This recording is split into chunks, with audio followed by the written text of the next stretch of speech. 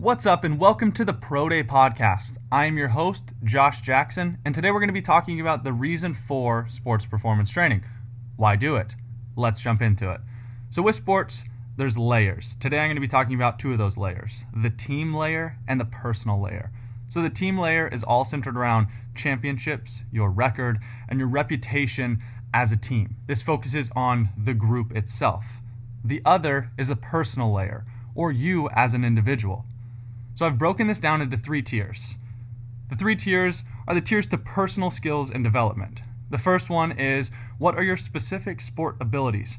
So if you're a basketball player, how well do you dribble? How well do you shoot? How well do you pass? Apply that to any sport. Soccer would be the same. Gymnastics would be balance, explosiveness, all of those things. The second is your athletic abilities. How fast, how strong, how explosive, and how agile are you? The third, how do you work with others? How do you communicate? How do you react to instruction? And how do you react to criticism? So where does performance training come into play on these three tiers? First is the sport-specific skills. Majority of this will be learned from direct practice on the skill. So you want to get better at shooting? Well, shoot. Obviously, form comes into play a little bit, but at the end of the day, it's still the same. If you want to get better at shooting, shoot. If you want to get better at passing, pass. Pretty simple. These skills are developed in team practice and on an individual level. Side note here, the people who are the greatest of all time work on their skills outside of practice. Practice doesn't stop at practice. You go home and you practice more and you practice more and you practice more. So, with that, where does performance training come into tier 1? Well, the basis of these skills require coordination, both upper and lower body coordination. So if you lack coordination, you won't be as effective as possible at performing these skills. Through performance training, though, you can drastically increase your coordination and thus increase your abilities on each skill. So for the first tier, where does performance training come in? It helps to develop coordination, which allows you to be better at dribbling, shooting, passing, whatever it may be. Moving on to tier 2. For tier 2, it's much more direct. If the goal is to be stronger, faster, more explosive, you have to work directly on these things, and this is where performance training comes into play. Running is a workout, yes, but is running a mile the most effective way to increase your speed? Probably not.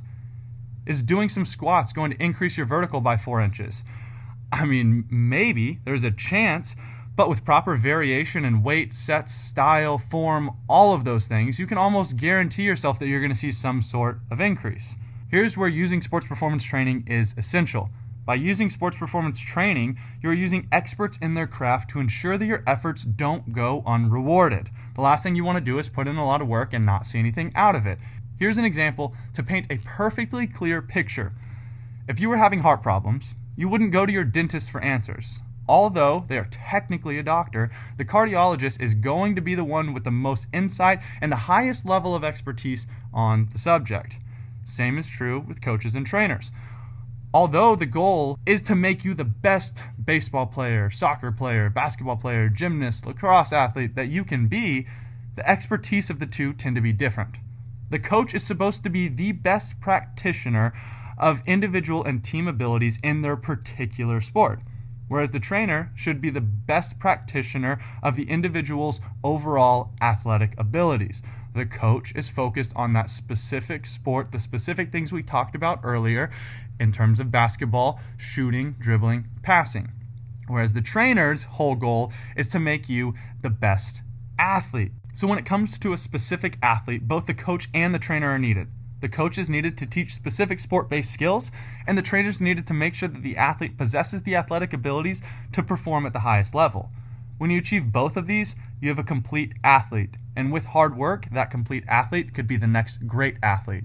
So if your dream is to become LeBron James, Lionel Messi, or insert favorite athlete here, it takes a mix. It takes hard work. And so if you can mix an amazing coach that facilitates the skills you need for that particular sport and an amazing trainer who can get you to the athletic abilities you need to play at that highest level, you're virtually unstoppable. All right, moving to tier 3, which involves working with others as a team and working with coaches. Communication is what we're talking about. I'm sure you've heard before, communication is key, and I will be the next one to tell you that it is. So how does performance come into play with communication? Well, I spend a lot of my time training athletes. In training athletes, it's nothing but communication. I have a set of workouts that's going to help this athlete excel in some way or another. My job is to get the athlete to do these exercises so that they can excel, so that they can reach their future. Same as a coach. A coach is trying to get you to play in a way so that way you can excel and have a great future. So in communication, on the side of training, it gets pretty complex. If you come in and don't do the exercise, you don't gain anything. If you come in and you do the exercise wrong, you risk injury. You risk not gaining anything from the workout and a whole slew of other things. So it's my job to be sure that through my communication, I facilitate what I need to for you to do the exercises. Now, when you start looking at this, there are thousands and thousands of different exercises, different ways to do different exercises. There's hundreds of ways to perform bad form on a single exercise. And so the communication process that goes in line with that to be sure that the athlete is doing the exercise correctly and also just doing the exercise is a whole conversation, nonverbal, verbal, and all types of communication between me and that athlete. But it's my job to get them to do it. And it is their job to respond to that and do it if they want to be successful.